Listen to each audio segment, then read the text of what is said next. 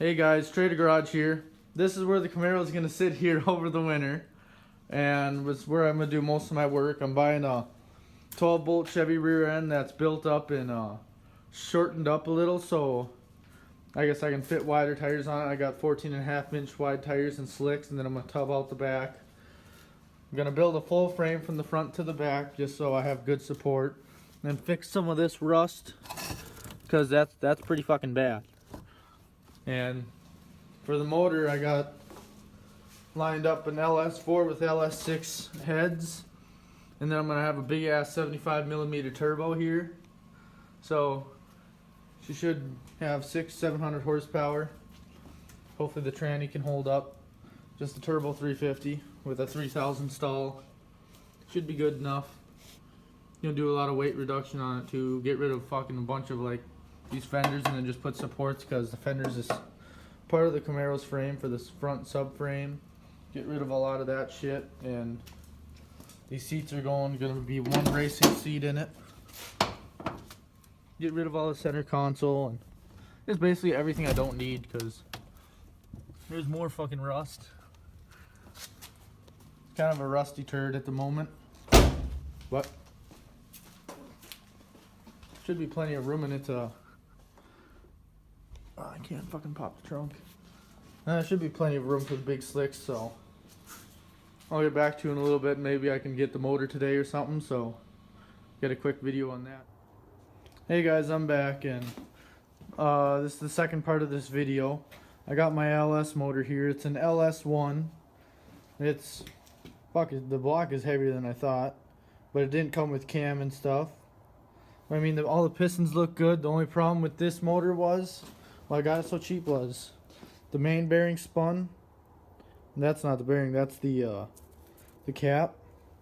Let's see if I find that bearing. I don't know what I did with it, but it was this front one that spun. You can see I already took that out, and the crank doesn't look too bad.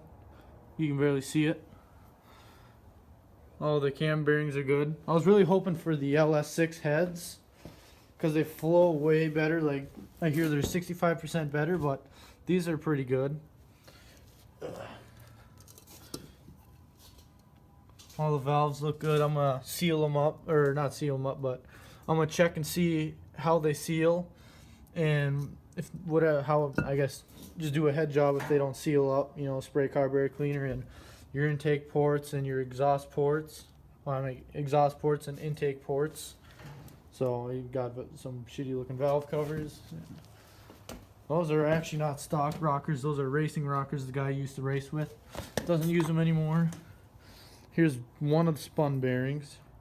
This big groove isn't part of the spun. That they have the groove in there to help the oil get around the crank, but everything else is supposed to be smooth. And then I don't know, I can't find the other one. Oh, it wasn't a bad deal. $200, and it came with all of this fucking wiring. We got, you know, fuel rails, injectors, all the wiring for the engine. We got the PCM, the control box for the throttle. You know, the throttle cable goes to the little flapper disc that was on here, but so should be good with this motor, hopefully. Hopefully I don't have to blow too much money into it. You know, mainly just I hear the rod bolts are weak down here, these, so I'll get some stronger ones. And then what else? I guess head studs, those would be good. Gap all the rings. And then a tip for LS's are, you don't want to stroke them, because this is a stock stroke, and you can see the sleeves or the skirt of the piston sticks down under the block. When you stroke it, it comes down more, and they can kink sideways in there and fuck up everything. So I don't know, it's just a little tech tip. But everything else looks pretty good. You know, pistons have the little LS play, which is good for what I'm going to use it for. It's going to be beat the shit.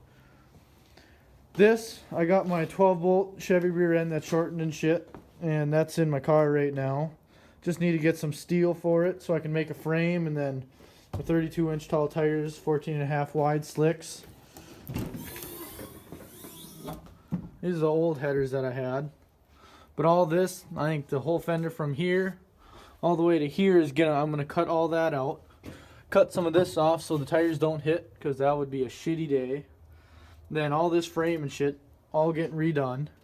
Might end up just doing a roll bar quick, just, you know, for my safety, and I don't know if I'm gonna run faster than what you can run without a roll bar, so I'll just do it for, I guess, myself.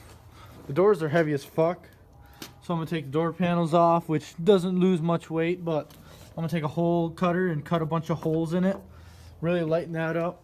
Take out that whole center console, build a little metal box for the shifter so it stays up about that high, because, you know, it feels cool at that height. Redo all the wiring, 2 toggle switches, just because I really don't need a key for this. Whole dash is getting taken out and putting an aluminum dash in. Then, you know, like in here, all this bullshit I don't need, cut. You know, this got the big lip, I'm gonna cut all that back so I got more room for the motor. And then I got, I don't know if I said it in the last part of this video, but the plate that goes between the engine and transmission for engine mount, these are getting taken off. The ones on the motor are getting taken off, and I'll build a mount that goes from this frame part to that frame and connect it. I don't quite know if I'm going to use this brake setup or not, this booster. I might go with a stronger one, because off the line I want a lot of brake pressure, so when I'm getting that stall converter winding up, it, you know, it actually gets up to the 3000 stall instead of, I don't know what to say, but yeah. And then another thing is this front frame I'm going to cut right here, you know, and probably right in front of where this sway bar is. Sway bar is going to get taken out anyway, I don't need that, but all that's going to get cut off. That's all going to get taken off, these fenders and all that.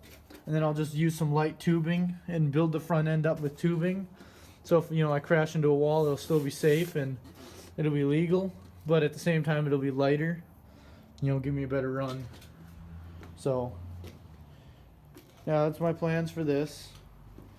And guess I'll get a video later of, I'm gonna be tearing this motor down, checking out all the pistons, you know, all the good stuff. Make sure I get all the holes lined, you know, pistons matched to the holes so I don't ruin anything.